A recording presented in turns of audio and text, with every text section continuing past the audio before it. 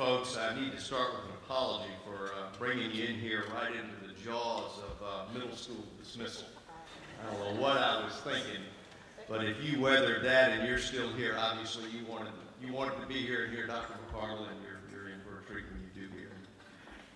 But it's my privilege to welcome you to this morning's lecture. Dr. John McCardell is our 8th speaker in the Civil War and the Portrait of Character lecture series. This series is made possible by the Ann and Jack Glenn Character Education Fund here at Lubbock and my brothers Austin, Bob, Jack, and Louis Glenn. Bob Glenn is here, one of our trustees, and his daughter Amanda is here, and his sister-in-law Jean is here, and great-nephew Cameron. So we thank you, Glenn family, for being here, for making this possible for us. This is a great, great series. Thank you.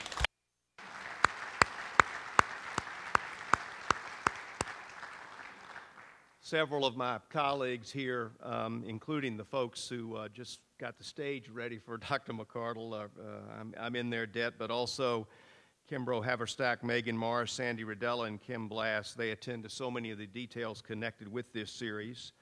And then we have a wonderful speakers committee, which includes 2 faculty colleagues, Andy Spencer and Kim Blass, trustees Hampton Morris and Bob Glenn, Lovett parent and alum Amanda Glenn Brady, and Atlanta History Center's senior military historian, Gordon Jones. The History Center has a table. I hope you'll stop by there as you leave. We have a wonderful partnership with the Atlanta History Series and Atlanta History Center in this series. Our next lecture in this series will take place on Tuesday, September 2nd, which is the 150th anniversary of the fall of Atlanta. Steve Davis, a local historian who perhaps knows more about the Atlanta campaign than anyone, will address us that day. Specifically, he'll speak to what the Atlanta campaign revealed about the character of 4 field commanders, Confederate Generals Joseph Johnston and John Bell Hood, and Union Generals George Thomas and William T. Sherman. I hope you can join us on September 2nd, and then there are other lectures between now and April 15th. 2015, that's when we'll conclude the series, and that's appropriate. That's the 150th anniversary of the death of Abraham Lincoln. I'm now pleased to introduce Dr. John McCardell, President Emeritus of Middlebury College and currently Vice Chancellor at Sewanee, the University of the South. Delighted we've got a number of Sewanee alums in the audience this morning. John gave a wonderful commencement address yesterday afternoon at Lubbock's 53rd graduating ceremonies. He spoke powerfully about the importance of dreaming big dreams and of acting on our dreams. John, we thank you for those wonderful remarks to our graduates and to all of us. He's here this morning to address us about the differing conceptions of nationhood and character held by the North and South before and after the Civil War. John holds degrees from Washington and Lee University, Johns Hopkins University, and Harvard University, where he received his Ph.D. in history. After completing his Ph.D. work, he joined the history faculty at Middlebury. That was in 1976 and served as Middlebury's president for 12 years from 1992 until 2004. Dr. McCardell is only the 2nd president of Middlebury in the almost 200-year history of the college to be selected from the ranks of the faculty. His presidency at Middlebury, just as is the case at Sewanee, has been widely acclaimed. John is deeply committed to strengthening the sense of community and quality of relationships where he leads, and all I hear about Middlebury and Sewanee indicate that he does that exceptionally well. Many of you may know that under John's leadership, Sewanee reduced its tuition several years ago, which, as you might imagine, created quite a stir in higher education. And indeed, several schools have emulated John's creative and path-breaking initiative around tuition. Even as a busy college president, Dr. McCardell's first love is teaching and working with students. Since becoming president of Sewanee in 2010, he has made a point of teaching and engaging Sewanee students at a variety of levels. His highly regarded book, The Idea of a Southern Nation, which grew out of his Ph.D. dissertation, earned him the esteemed Allen Nevins Award from the Society of American Historians. This book is a fabulous study of the evolution and strengthening of Southern nationalism during the period 1830 to 1860, and he's written many other works as well. As I've read some of John's work, I've come to appreciate his great insight into the importance of understanding the relationship between differing conceptions of nationhood, memory, and culture. I know we're in for a great lecture this morning. Please join me in welcoming Dr. John McCardell to the Lovett School.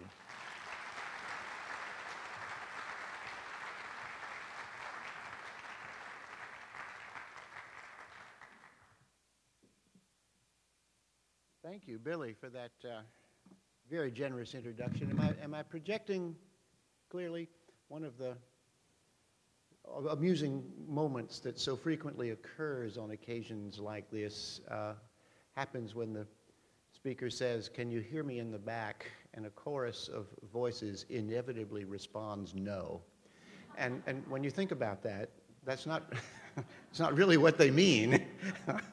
But it is nonetheless an encouragement to raise the volume a bit. So if I begin to mumble or become inarticulate, which can always happen, and in fact has happened from time to time, particularly those of you in the back, just give me a signal and I'll try to turn up the decibel level a bit. It's a great, great pleasure to be here with you this morning, and I'm delighted to see so many folks present for this talk. I've known the Lovett School, of course, for a great many years. Lovett sent very fine students both to Middlebury and to Sewanee.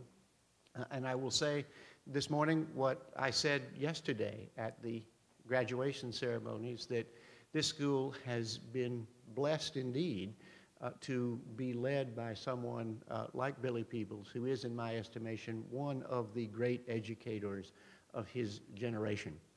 His mark on this school is noticeable everywhere, and not just on those things that we say in the Episcopal liturgy constitute outward and visible signs, but on the character as well of the students who go forth from this place.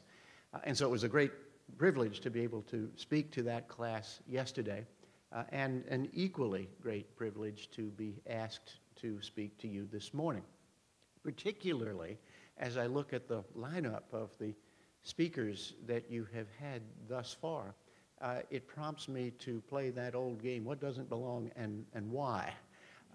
It is truly a distinguished list, and I express my gratitude to the Glenn Fund for supporting such a wonderful list of speakers so generously and also so frequently.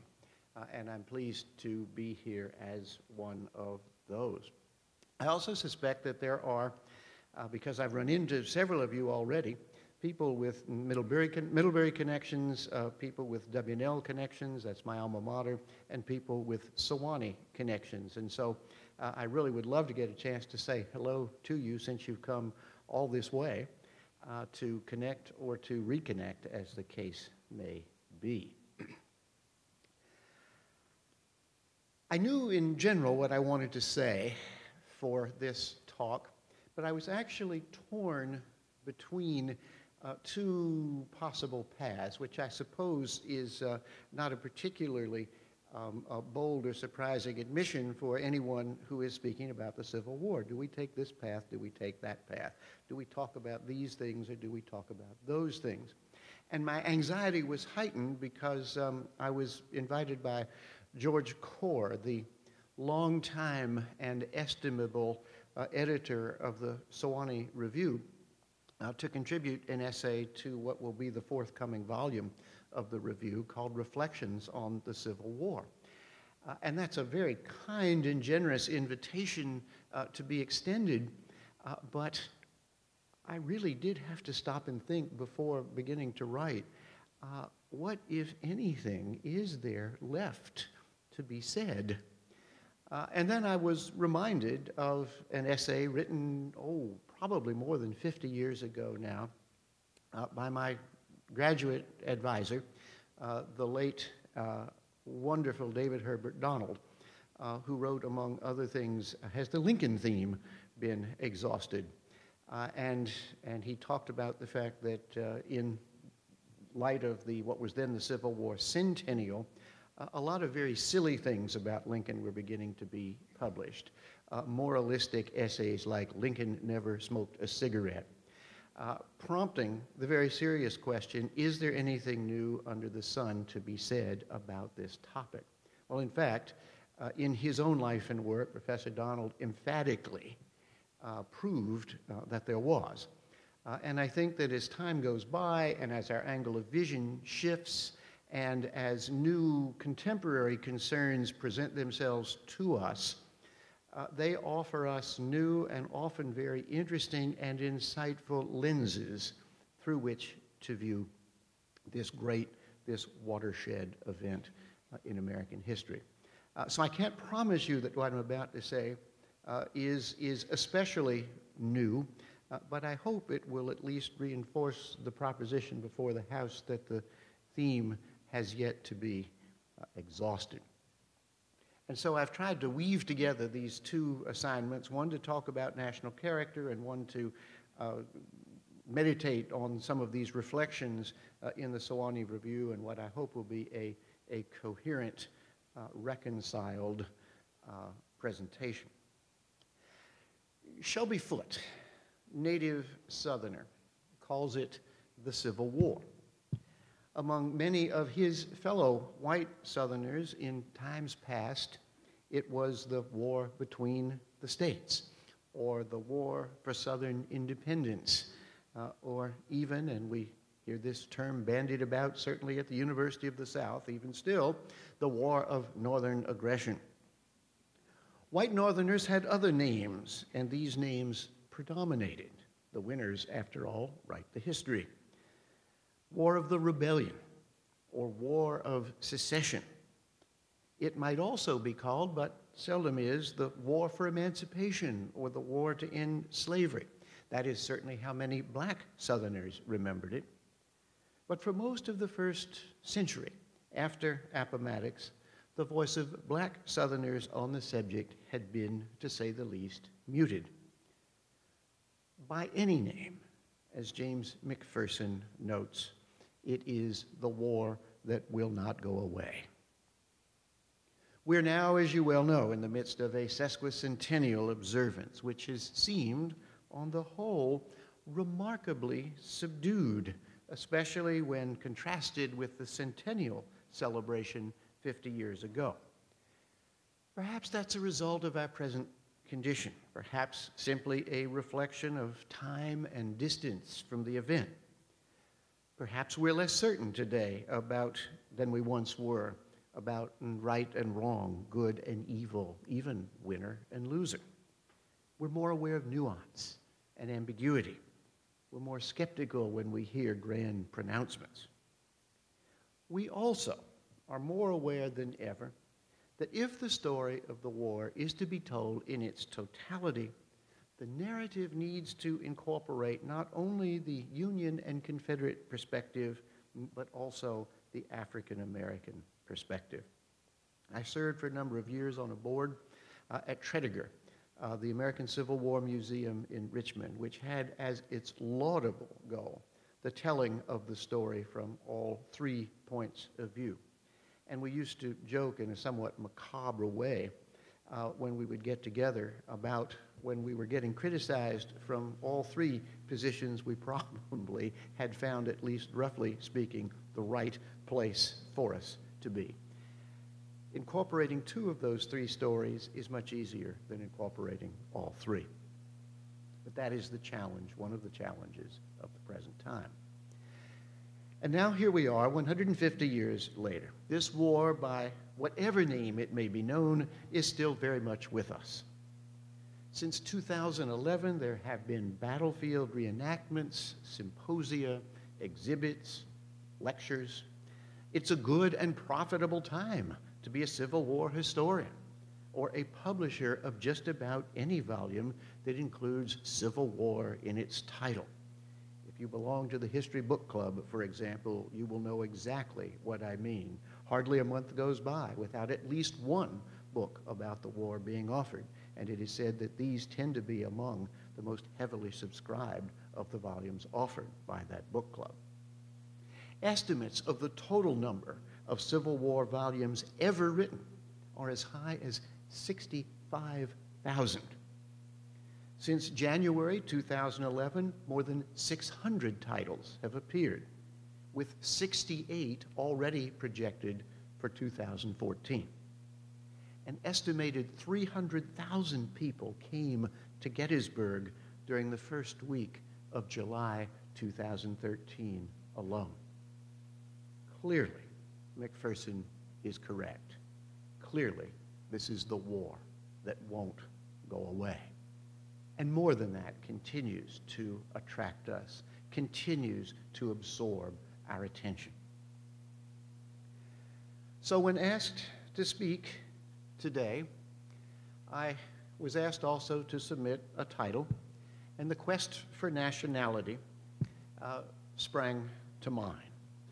I thought up, I have to confess, the broadest and vaguest possible title that I could, and assumed, like Mr. McCardell, that something would turn up in the interim to flesh the title out. Little did I suspect then that I'd actually wind up talking on the precise, albeit cosmic, topic I had so much earlier blithely proposed. Of course, it was a little presumptuous to expect that in a mere 30 minutes or so I might successfully and persuasively dispose of questions that have vexed historians for generations. Clearly, that is impossible. But what I would like to do is try to disabuse you of some of the conventional wisdom concerning the war that has been so much a part of the discussions surrounding it. What I would like to do is take a look at some things that have long been assumed to be so about the war and reconsider them.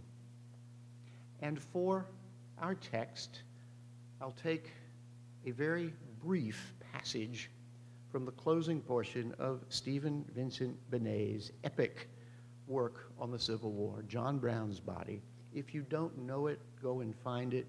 It is beautifully written, and it speaks as much to the concerns of the time in which it was written, the 1920s, as it does to our own times some 80 years later. In the closing lines of John Brown's Body, Benet refers to the South as the America we have not been. Now think about that for a moment. The Confederacy, the South, as the America we have not been. To say that is to say, it seems to me, or certainly to imply, that the Confederacy was the America we might have been. The America that could have been the result of the story of the war. The America we have not been. Not something else, not something alien, not something foreign, not something unrecognizable, but a version of America, a definition of America, an interpretation of America that simply, because of the war, turned out to be the America we have not been. Now, before we challenge the conventional wisdom, we need to track it down. The impetus for that, and my happy discovery that the topic that I had given Billy might actually prove workable, emerged from what is often a ritual, routine, tedious, and sometimes melancholy chore. The selection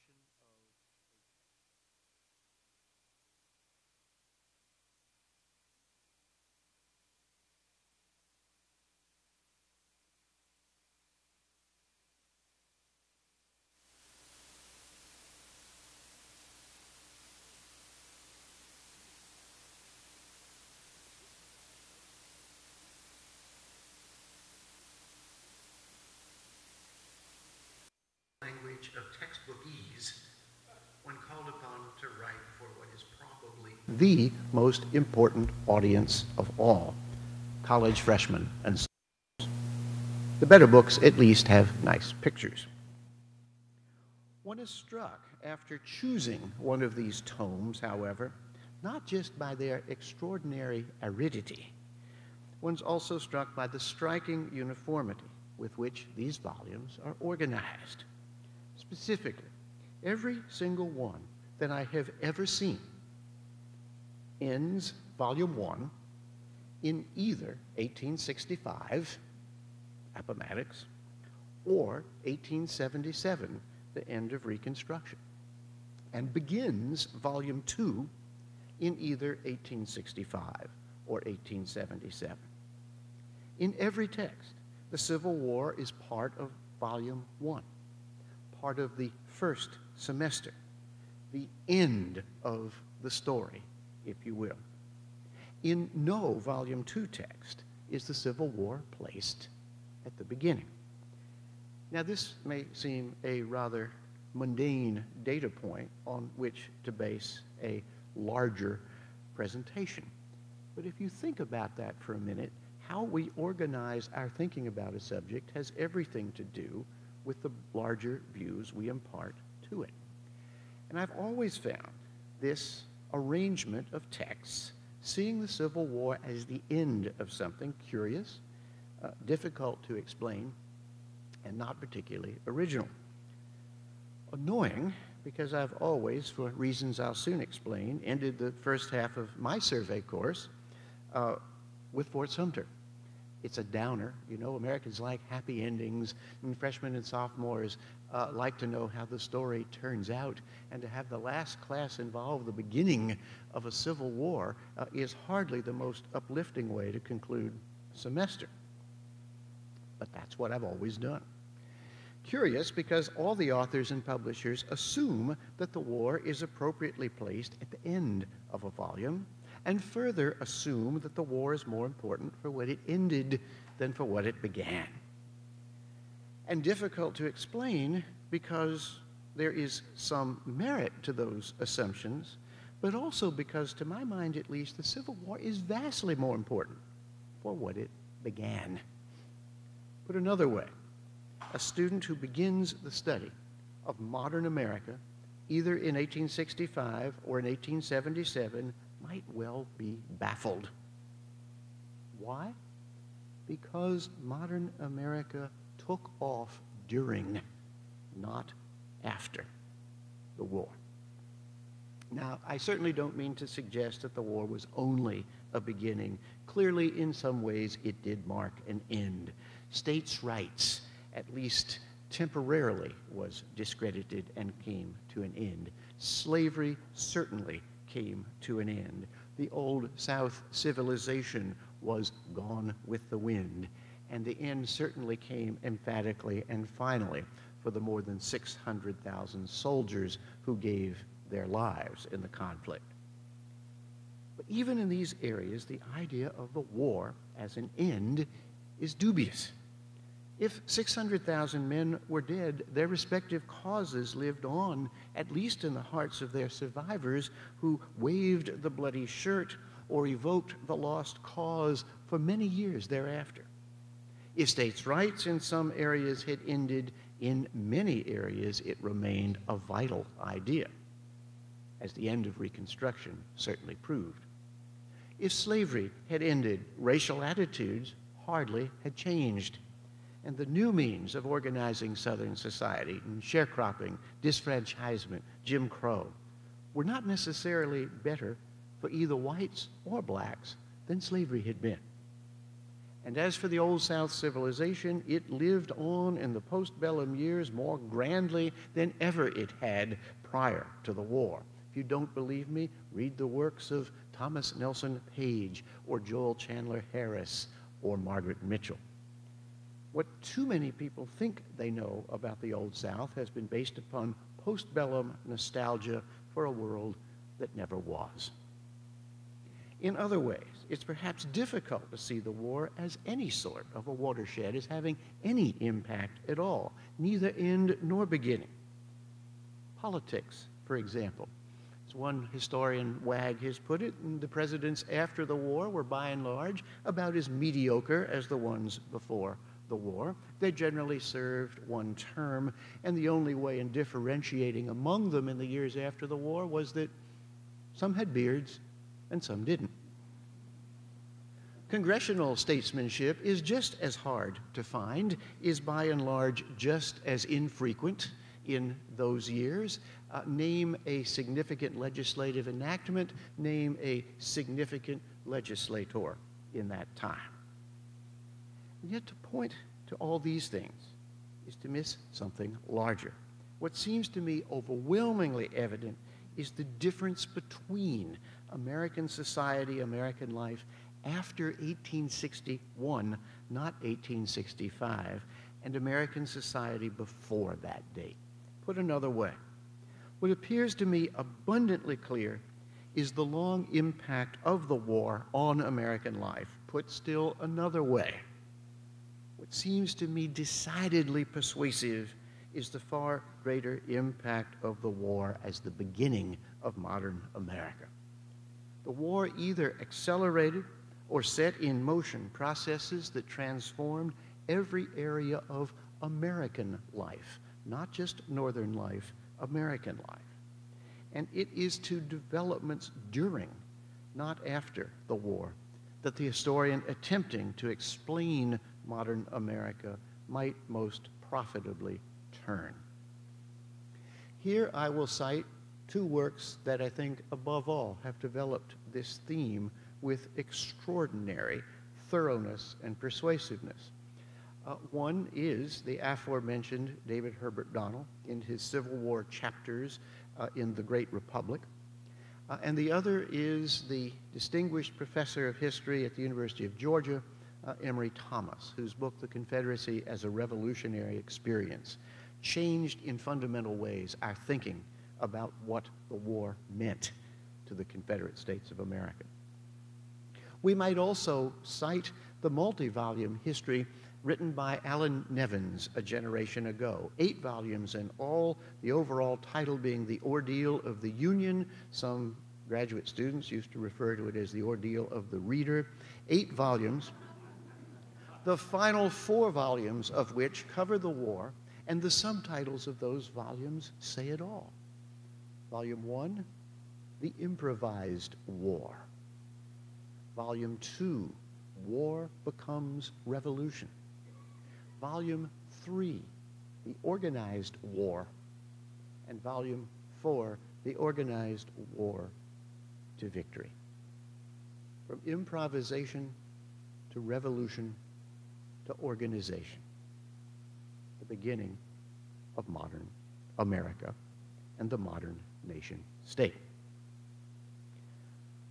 Look first at the battlefield, where perhaps far too much attention has been directed, but which is instructive. At the beginning of the war, what one finds are local militia units, by and large. If you want to read a not entirely accurate, but not entirely inaccurate description of what many of these local militias were like, turn to A.B. Longstreet's collection of stories, Georgia Scenes, and read the story about the militia company drill.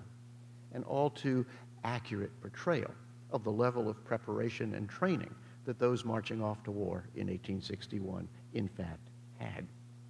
To those who studied battlefield strategy and tactics, the conventional wisdom viewed war as a chess game, where controlling territory was the key to victory. Look at General McClellan proceeding up the peninsula in 1862, protecting civilian lives and property.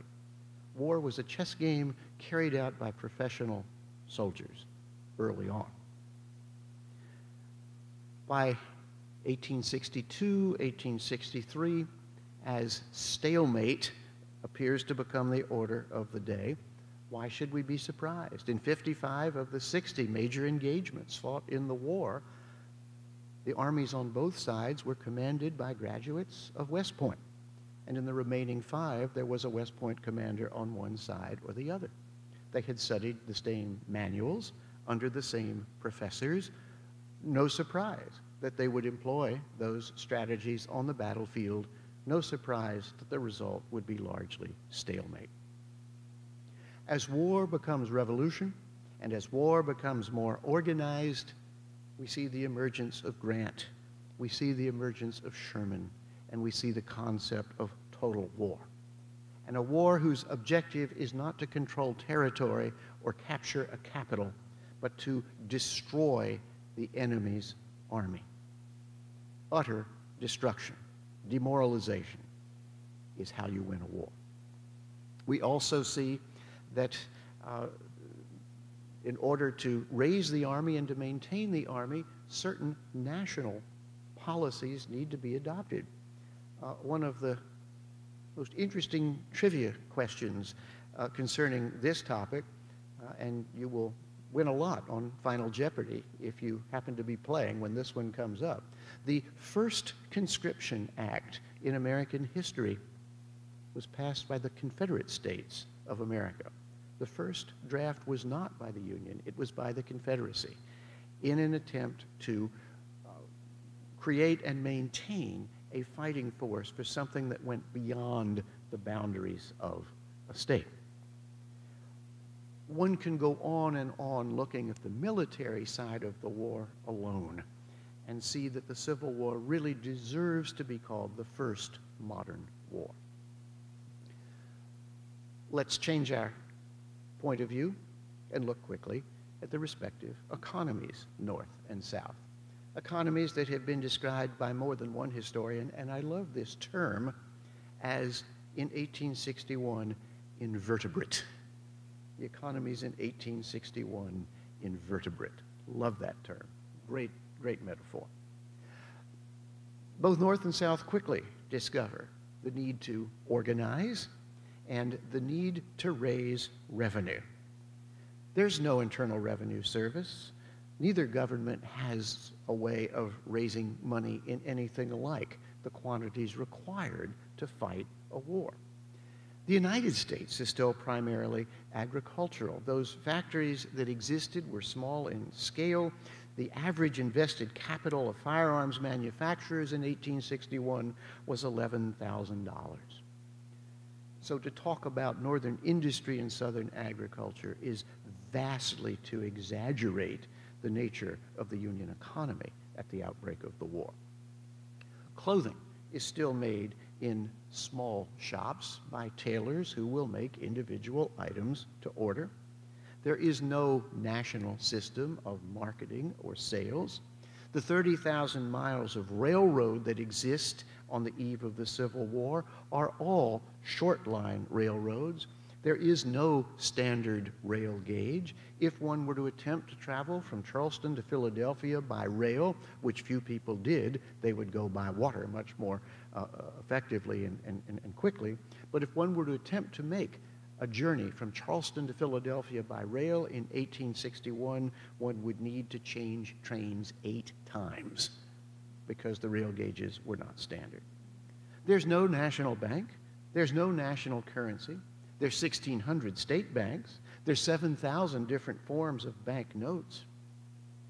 But the pressures of war, as war moves from improvisation to organization, leads to efforts at taxation, both North and South, to the mass production of goods for the men fighting in the field. Uniform sizing begins during the Civil War.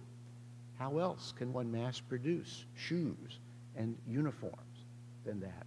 The adoption of the standard rail gauge for the Union Pacific, what would become the Transcontinental Railroad, results during the war. Never mind the creation of a national currency and, through the greenbacks, a medium of exchange that for the first time introduces this notion of a national currency. The creation of the Department of Agriculture occurs during the Civil War, and the Morrill Land Grant Act recognizes the need to set aside land to create universities to educate the public in the years during and after the war. And one sees these efforts, many of them, as frequently in the South as in the North. Certainly efforts to tax, certainly efforts to mass produce, certainly efforts to make the transportation system more efficient. It is during the Civil War that the so-called captains of industry like Carnegie and Rockefeller emerge, launched by their wartime experience. And as a result, by 1865, citizens have become accustomed to paying national taxes in national currency, to purchasing goods from firms now serving national markets with mass-produced products, and with the national government playing a larger role in the economy.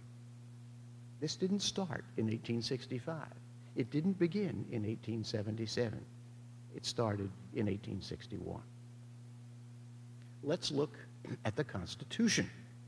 And indeed, let's remind ourselves that the Constitution adopted by the Confederate States of America is a virtual duplicate of the United States Constitution, of the Constitution of the country from which they had withdrawn. One could give a whole talk on the implications of that decision alone. How radical a revolution was it when the most different element in the new Constitution had a president serving a single 6-year term? Hardly a radical notion. I've tried unsuccessfully for more years than I'd like to admit to submit an op-ed essay. Periodically, there will be a movement to amend the Constitution to create a single term of 6 years for the president. This will solve everything. This will eliminate partisan politics.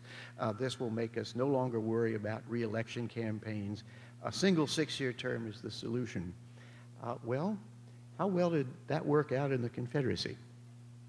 I'm not so sure that the Confederacy offers much support of the comparative advantages of a single 6-year term.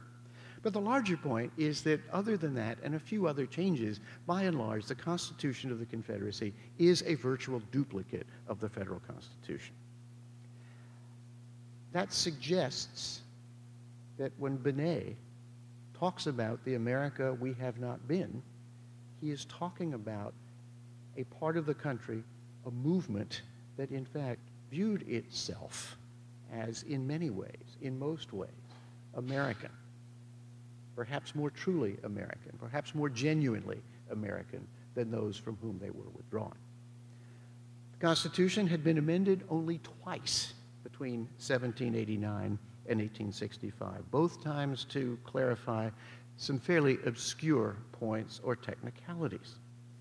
But with the 13th, 14th, and 15th Amendments, slavery is abolished, due process and equal protection are enshrined in the Constitution, and voting discrimination becomes a constitutional prohibition. 3 amendments within 5 years of the war, and the first time that social reforms are actually placed in the Constitution. Finally, there is a shift in perception. Imagine what service in the armies alone might have meant to young men whose previous experience did not necessarily extend beyond the boundaries of their own fields or their own local communities. Even Nathaniel Hawthorne in the 1850s wrote, "New England is about as large a lump of earth as I am able to comprehend." These soldiers joined the army and, in fact, saw the world. And if they served for any length of time, they went to places well beyond those that were familiar. There's a wonderful anecdote told in one of Bruce Catton's books. Bruce Catton, who did so much to inform us about what the life of the common soldier was like. And he cites an Illinois infantryman who was writing back home about what life in the Army is all about. It is dull. It is boring. We spend a lot of time just sitting around. And when we're not sitting around, we're doing drill and drill and drill. And the food is terrible. And when we actually get around to fighting, that's not so great either. But, he says at the end of this letter, it beats clerking ever so much. If we are willing to take that as a representative statement of what service in the Union or the Confederate Army may have meant, think of what that does to raise sights, to broaden horizons. It beats clerking ever so much. The lives of these people would never be the same. Their outlook would be less provincial and parochial, and their understanding of their fellow human beings would be both broader and deeper. Now, one could go on and on, But I trust that this argument, if not persuasive, is at least clear. It seems to me that we need to reconsider how we approach the placement of the war in courses on American history. For too long, we've quibbled over whether the war was irrepressible or repressible, inevitable or avoidable, whether its causes were fundamental or superficial. These disputes assume, like the textbook writers and publishers, that the war was an end, that there was indeed a nation in the modern sense to be broken up. But there wasn't. The United States, like the economy, was in 1861 still largely invertebrate.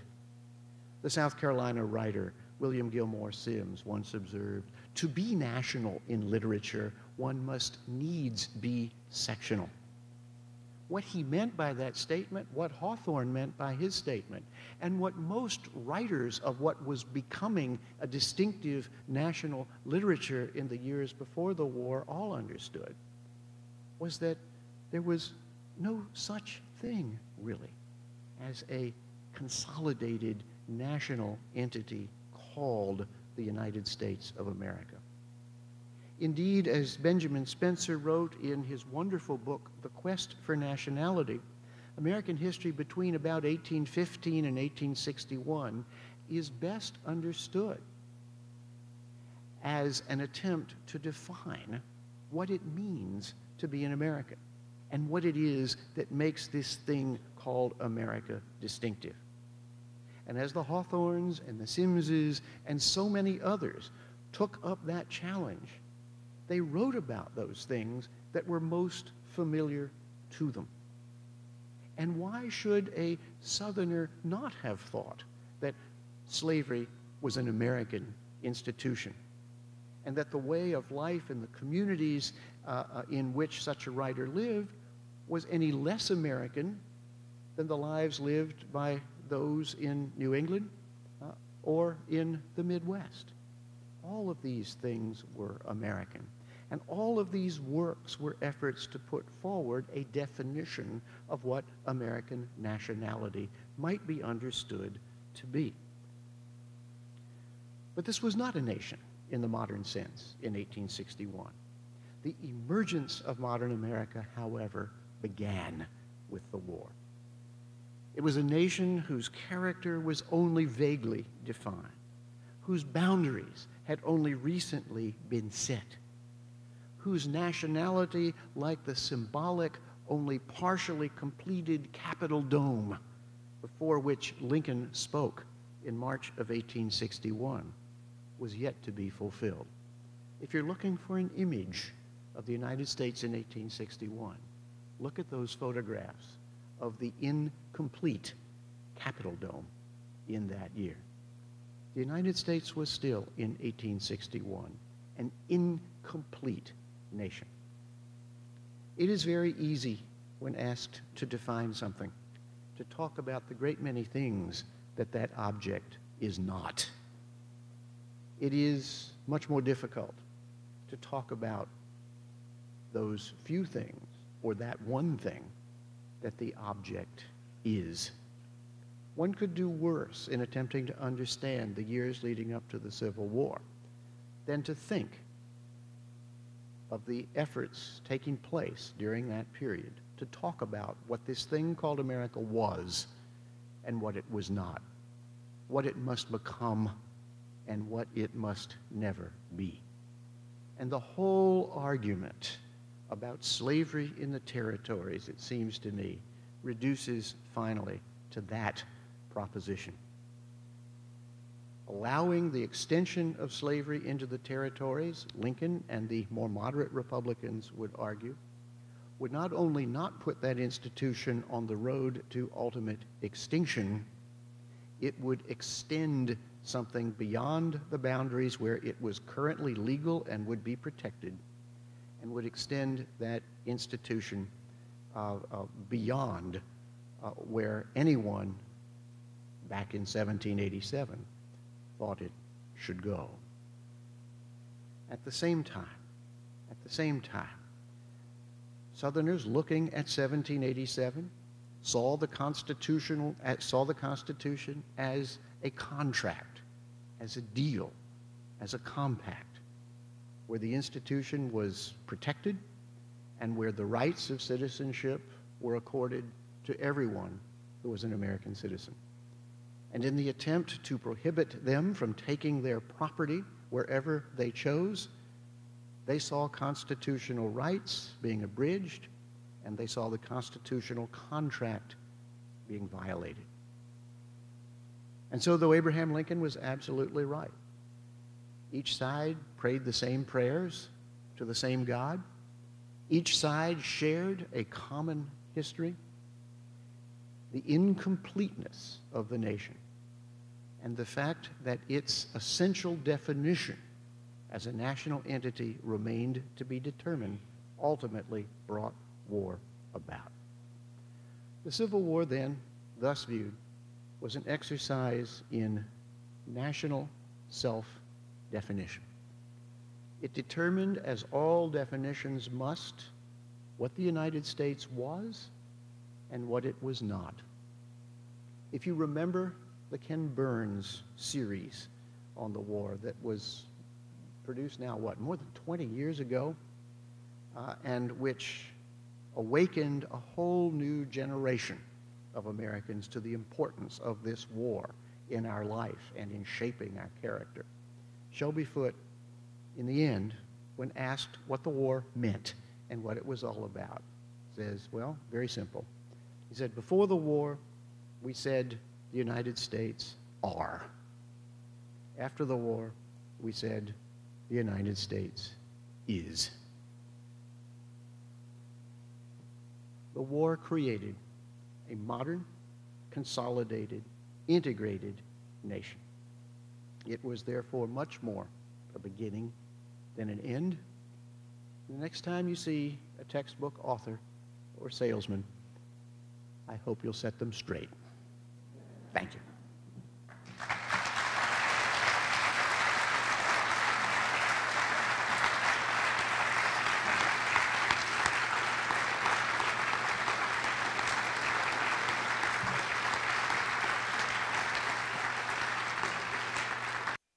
I am happy to take questions from the audience about this subject, about higher education, about whatever may be on your minds that you've heard I have been associated with over the course of a long career.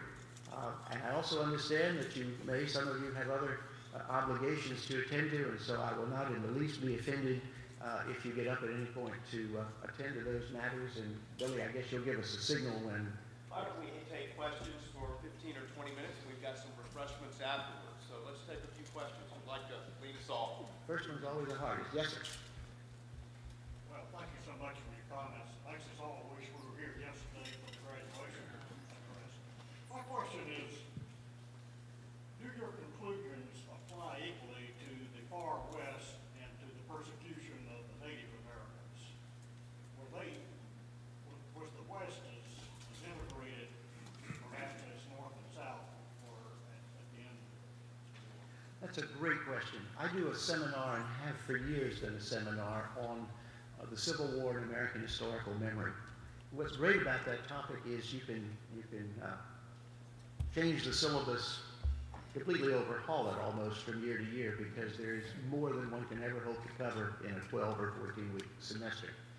But what we do in that class is look at the various ways in which the war has been remembered, the selectivity of memory, and the fact that the process of deciding what to remember, whether conscious or unconscious, has a concomitant process of deciding what not to remember, either conscious or unconscious. And I say that because I always enjoy having at least one or two students in the class from Idaho or Colorado or Oregon.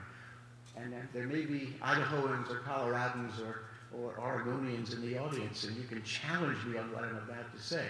But while the war is a subject of interest in that part of the country, I don't think it occupies anything like the level of intensity that it does in that part of the country which actually fought it and which actually experienced it. And I think it's a much more detached view and maybe a perspective that is more valuable because there's less emotional investment. So my experience with students from the far West, and maybe why so few of them take the class, is that this is not a matter of similar urgency to them in helping them to understand themselves as it is to the student from South Carolina or Georgia, Virginia, or Vermont. To the second part of your question, I think that would simply amplify or expand what I was saying about the definitive role that the war played in ending slavery. Clearly, it played a definitive role in ending slavery. But racial attitudes and race relations really weren't changed very much. And I think that that same point of view with regard to those who were not white extended as well to the Indian tribes, Native American tribes in the West. This was not a new subject. Again, I cite my author friend Sims, who wrote extensively in the 1830s on this subject. He wrote a book in the 1830s called The Yenisei. It was all about the Yenisei uprising in 1715. This is arguably the first time in American literature that the noble savage as a type appears in literature. And what he sees in that work is what would later come to be called manifest destiny. That it is inevitable that white civilization is going to people the country and ultimately fill out the continent. And it is regrettable because the price of that is the extinguishing of these primitive, yet in their own way quite noble civilizations. And yet that's the way things are going to be. And one comes away from reading that really quite long book with sympathy for those tribes and their future, which he's telling us in the 1830s, presciently is going to resolve. Yes, sir. From your perspective as an administrator, the recent spat of students and some teachers seeing to it that commencement addresses were disinviting. Please comment on where you see this going as it relates to administrators, boards of trustees, future gifts to those schools that allow the inmates to run the prison. I think I detect your perspective. I'm not too swift sometimes, but I did pick that up. That's a very serious question, actually, and a very complicated one. I think it is regrettable. I think it is more than regrettable when what I think in the various cases you cite, a relatively small number of quite loud individuals can force an invitation to a commencement to be withdrawn. Now, I will say, in these several recent cases, the invitation, the Brandeis, the invitation was withdrawn, but in the others, the speakers withdrew. So in that case, it was not literally or strictly speaking a disinvitation. And frankly, I would put, it's easy for me to say, but I wish they hadn't. I wish they'd gone, and I wish they'd spoken, and I wish they'd exposed those protesters for what they are. But for whatever reason, they didn't. I was talking with my wife about this the other day. He said, what if the students at Lubbock had heard you were coming and prevailed on Billy Peebles to, where did you find this guy? Would you have gone? Well, first of all, I know Billy wouldn't have withdrawn the invitation, and so the real question is, would I have gone into that hostile environment? Yes, I would. And I wish these speakers had, because when you submit, when you cave to that kind of pressure, you make it harder. you make it harder the next time, and you encourage and enable that minority of loud voices, which of course are in the name of diversity, trampling diversity underfoot. Yes, in that. This is back to the Civil War, but can you talk about sort of the challenges with the definition of nationhood within the Confederacy? Say we're someone like Jefferson Davis, who was trying to centralize Confederate states more strongly, and maybe have suspended some states' rights, where versus the governors of Georgia and North Carolina, where there was some conflict within that. And also, if I don't know how much you care to deal with counterfactuals, but after, say, if there was a Confederate victory, where would you foresee that going in terms of which side would be successful? You obviously studied this and know a lot about it. let me try to give a short and concise answer. You're absolutely right that Davis was involved in a process of nation building, not unlike the process that Lincoln was involved in. There was a wonderful book that William and Bruce Catton wrote on the eve of the Civil War centennial called Two Roads to Sumter. Maybe you know that book. It was a comparative biography of Lincoln and Davis, and talked about how, having been born so very near each other in Kentucky at almost the same time, their paths diverged to 1861. And I always wish they had done volume 2, Two Roads from Sumter, to look at how each president played the hand he was dealt, and dealt with the situation that he inherited. And Davis's job, I think, was far more challenging because the whole doctrine of state interposition, which came to be nullification, which came to be secession, was or might have been antithetical to the notion of the modern consolidated nation state. John C. Calhoun would have said exactly, and that's why it's a good thing. Robert Barnwell Rhett and William Lowndes Yancey would have said exactly, and that's why it's a good thing. But Rhett and Yancey and most of the other fire eaters played peripheral to non-existent roles in the Confederate government and tend to be agitators from the margins of the things that Davis is doing to try to create something like a nation state. You mentioned governors, and Joseph Brown of Georgia is perhaps the most conspicuous example, who says things like, well, Georgia troops will fight in Georgia, but as for what goes on outside Georgia, I'm not so sure. So Davis and most of the people he appoints to office, and this, of course, is the kind of thing that frustrates and has for centuries frustrated purists and ideologues, and we see it in our own time as well.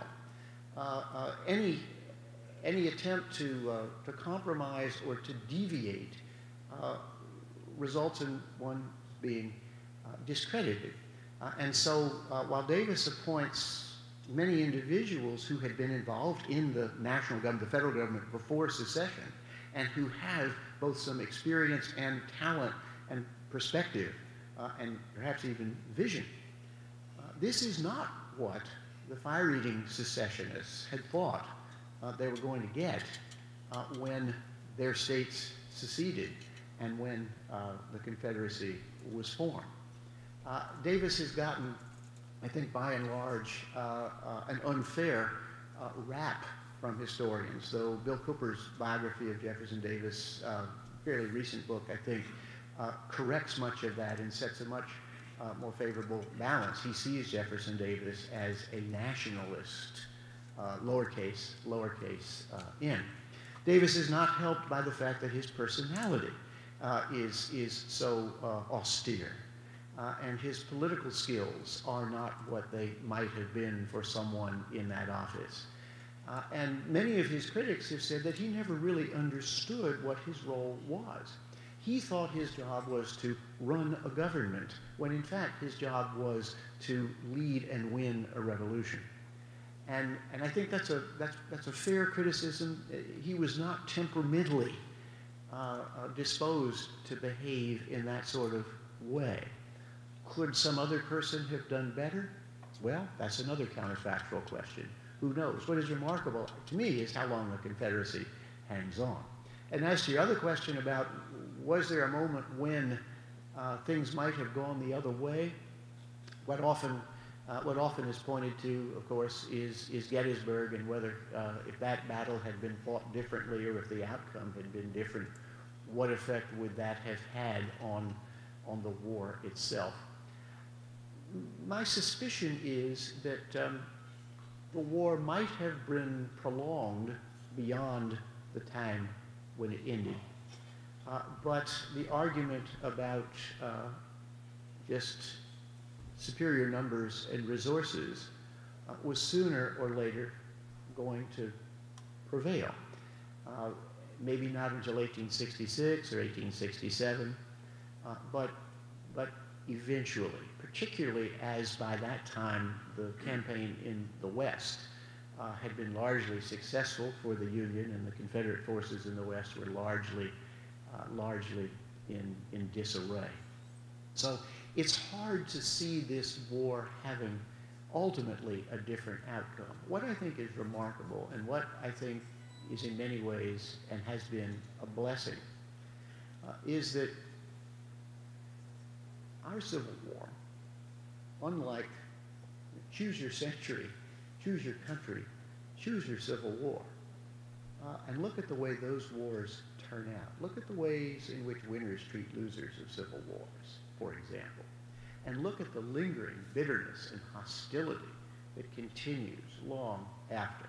Now, certainly, no one would want to argue that everything is harmonious and that reconciliation is swift and complete after our Civil War, but it darn near is, certainly when compared to other wars at other times.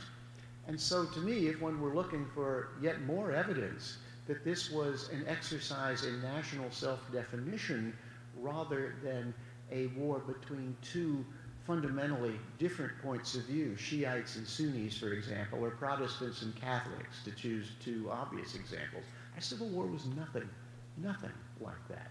It was a blessing that it was geographical rather than religious, and probably, given the developments in weaponry, a blessing that it occurred when it did rather than later. About one more question. One over here? Yes, sir. There's a little-known American intellectual named Randolph Ford, maybe you're familiar with him, who was writing at the time of World War I, wrote an essay, I believe, called War as the Health of the State. Essentially, he argued that war creates modern states, and in fact, war, the threat of war, needs to sustain them. I'm wondering if you see the theme of your talk today as part of a larger, in the larger context. Is that what modern states really are all about? That's a great question. And there's a chicken and egg aspect to it. Do modern nation states require war in order to sustain and strengthen themselves, or does war create the necessity for the modern nation state to come into being? Who knows the answer to that other than to say it's some of each. I've often thought, though, that an interesting book or an interesting course would be to look at post-war periods, to look at the period from 1865 to 1877, to look at the period from 1918 to 1920, to look at the period from 1945 to 1948, and for that matter, to look at the period from about 1974 or 5 on. And post-war periods are in many ways as interesting to study as war periods. And if there's a common theme linking those together, which may help us get at the profound question that you're asking, it is that those periods all seem to represent efforts to reset a balance that has become upset. Reconstruction is all about restoring the power of Congress against a presidency that has become enlarged. Now, there's more to it than that, but that's a significant part of it. Congress reasserting its power over against an imperial presidency. The same is true in 1918 to 1920. The same is true, look at the election of 1946 in this country. Look at the election of 1974. So resetting the balance between executive and legislature is a part, which would then follow, would seem to follow, that would be an attempt to impose a brake on these accelerating tendencies. At the same time, look at the economies, the adjustment of economies during post-war periods. Again, really interesting topic to explore, and there's some similarities there. Race relations. Look at race relations not just during Reconstruction. Look at race relations after World War I and World War II. Expectations are raised, possibilities are created, and once the war is over and the exigencies that allow those possibilities to be raised are no longer with us, what happens? Do women go back to the kitchen?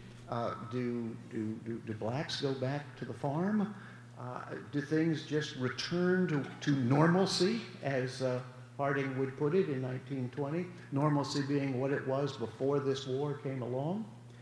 So I think it's an important and complicated question, and something that might be understood on a comparative basis. What you also see in post-war periods,